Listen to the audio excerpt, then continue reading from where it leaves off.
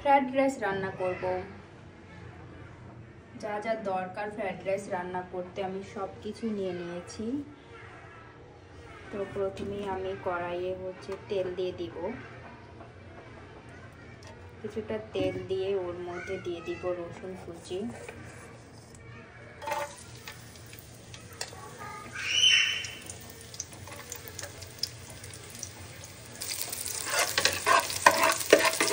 রসুনটা হালকা ভেজে নেব, বেশি না।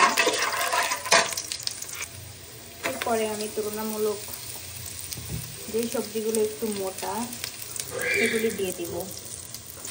আপনারা যে যার যার মতো সবজি নিতে পারবেন। আমি এখানে প্রথমে গাজর আর পেঁপেটা ভেজে নিব। এরপর আমি দিয়ে দিব বাঁধাকপি আর বিটরুটটা দিয়ে আমি একটু ভেজে নিব।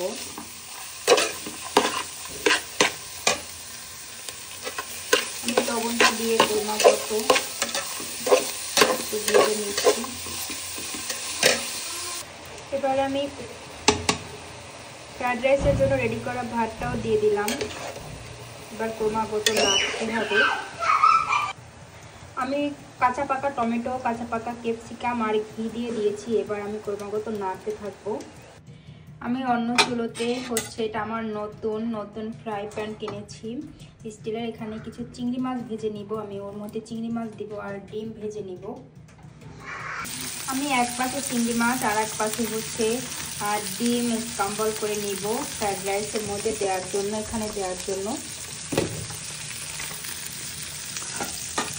এই তো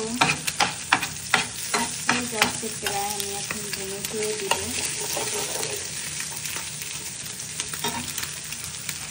স্ক্রাম্বলটা রেডি, এবার আমি দিয়ে দিব। তো এটা দিয়ে নেড়ে চেড়ে মিশিয়ে নিলেই হবে। তো কমপ্লিট আমার অসাধারণ মজার ফ্রাইড রাইস। এবার আমি মাছ ভেজে নিব। আমি দিয়ে দিলাম তেল, আমি সাদা তেলটাই দিচ্ছি আজকে। এবার দিয়ে দিব মাছ। তো আমি নতুন কড়াইয়ে প্রথমবারের মতো, নতুন ফ্রাই প্যানে প্রথমবারের মতো মাছ ভাজতেছি। আসলে নতুন কিছু কিনলে খুব বেশি এক্সাইটেড লাগে। তো এই তো মাছগুলো ভেজে নিব। আমি আলু পুড়ে রেখেছিলাম, খেয়ে দেখি কেমন হয়েছে। সাধারণ মজা হয়েছে।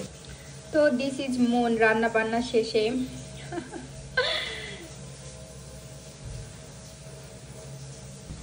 আমার ছেলে দৌড়িয়ে সে